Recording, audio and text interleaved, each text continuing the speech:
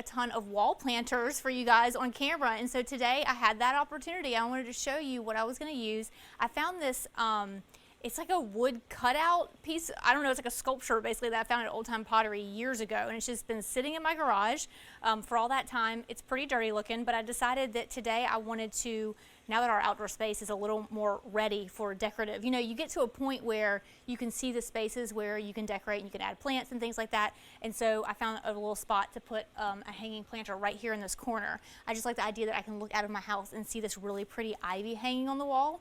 And so I took this planter, I remembered I had it in the garage. I put a D-hook on the back, which is right here. You can see it's got a flat spot. I think originally it was supposed to be a tabletop situation. It almost looks like a bassinet or something.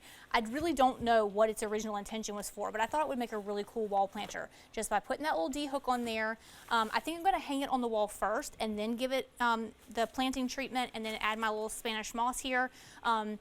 English ivy is so easy to grow. It doesn't need a lot of water. I can easily take it off the wall and water it anytime I need to, but it shouldn't be that often because it doesn't take a ton of water. So let's get started with that. And the last thing I want to say about this is just make sure that you're thinking outside the box when you're shopping, when you're thrift shopping, especially if you find something that's just a couple dollars and you think, that'd be a perfect wall planter. It's a nice sculptural piece, or it's got some little element that pulls a color from another area.